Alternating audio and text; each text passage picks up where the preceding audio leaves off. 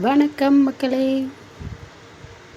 இந்த வீடியோவில் எங்கே போகிறோன்னு பார்க்க போகிறீங்க அப்படின்னு பார்த்தீங்கன்னா, கோயிலுக்கு போன வீடியோ தாங்க.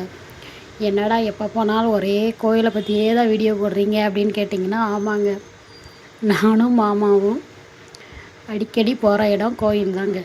எங்களுக்கு அங்கே கோயிலுக்கு போய் சாமி கும்பிட்டு வரதாங்க ரொம்ப பிடிக்கும்.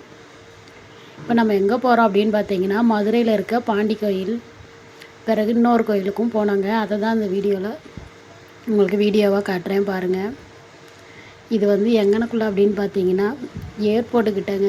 ஏர்போர்ட்டுக்கு போகிற வழியில் மதுரையில் ஒரு பிளெயின் எங்கள் முன்னாடி அப்படியே கிராஸ் ஆச்சு.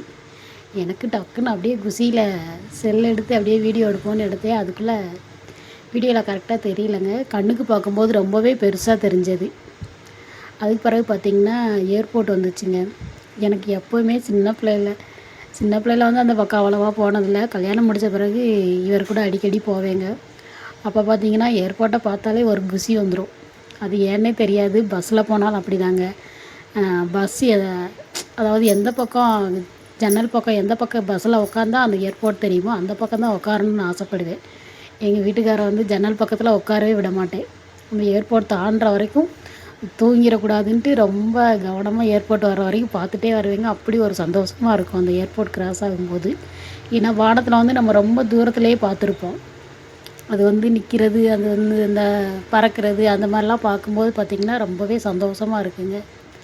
அப்படி பார்த்துட்டு என்ஜாய் பண்ணிகிட்டே வந்தாங்க. பிறகு பார்த்திங்கன்னா பாண்டி கோயில் போயிட்டு சாமி கும்பிட்டுட்டு சாயந்தரம் போனாங்க. நாங்கள் போகும்போது பார்த்திங்கன்னா மணி 4:30 5 மணி இருக்குங்க. அந்நேரம் பார்த்திங்கன்னா கூட்டம் ரொம்ப இல்லை, ஓரளவாக தான் இருந்துச்சு. அப்படியே சாமி கும்பிட்டுட்டு அங்கே போய் இன்னும் 2 கருப்பு சாமி எல்லாரையும் கும்பிட்டுட்டு அது பிறகு அங்கேருந்து கிளம்பிட்டோங்க. அங்கேருந்து அங்கே போய் பார்த்திங்கன்னா இந்த ஒரு காலில் கட்டுற ஒரு கம்பளி கயிறு, கன்னிஷ்டி கயிறு, அதுக்கு பிறகு பார்த்திங்கன்னா காருக்கு கட்டுறதுக்கு ஒரு சங்கு வச்சு ஒரு 2 கயிறு வாங்கினோம். வாங்கிட்டு பிறகு மாமா எந்த கோயில் போனாலும் தேடிகிட்டே இருப்பார். சரி இங்கே வாங்கிடுவோம் அப்படின்னு சொல்லிட்டு வாங்க சொல்லிவிட்டு அதையே காருக்கு கட்டினாருங்க.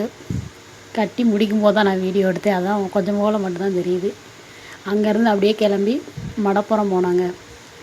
எங்கள் வீட்டுக்காருக்கு மடப்புறம் பாண்டி கோயில் தான் ரொம்ப பிடிக்கும். எனக்கு பார்த்திங்கன்னா 18ஆம் படி கருப்பன் கோயில் போகிறது, மேலே முருகன் கோயில் போகிறது, பிறகு அழகர் கோயில் போகிறது அந்த மாதிரி பிடிக்குங்க மதுரையில். சரின்னு சொல்லிட்டு போனாங்க. போகும்போது இங்கேருந்து கிளம்பும்போது பார்த்திங்கன்னா மணி 6 இருக்கும். 6 மணிக்கு கிளம்புனாங்க. 6 மணிக்கு போயிட்டு அதுக்கு பிறகு பார்த்திங்கன்னா அங்கே கோயில் போக ஒரு 6:30 ஆயிடுச்சு. 6:30க்கு போயிட்டு அதுக்கு பிறகு பார்த்திங்கன்னா அங்கேயும் கூட்டம் ஓரளவு கம்மியாக தான் இருந்தது. அப்படியே அங்கேயும் போய் உட்காந்து நல்லா சாமி கும்பிட்டுட்டு அங்கேயும் 2 ஃபோட்டோலாம் எடுத்துகிட்டு அங்கே பார்த்திங்கன்னா ஆடி மாதம் அப்படிங்கிறதுனால நிறைய கட்டையாகவும் பாதைக்காண்டி நிறைய சுற்றி கட்டையாக கட்டியிருந்தாங்கங்க. நாங்கள் போகிறப்போ இப்படியெல்லாம் கட்டினதே கிடையாது. ஒருவேளை ஆடி வெள்ளி அப்படிங்கிறதுக்காண்டி கட்டியிருந்தாங்களோ என்னமோ.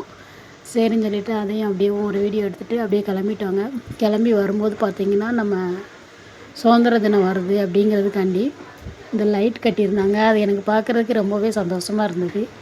சரின்னு சொல்லிட்டு அதையும் அப்படியே ஒரு வீடியோ எடுத்துகிட்டு அப்படியே அங்கேருந்து கிளம்பிட்டோங்க. ஓகே உறவுகளே, நம்ம வீடியோ பிடிச்சா லைக் பண்ணி சப்போர்ட் பண்ணுங்கள். Okay bye.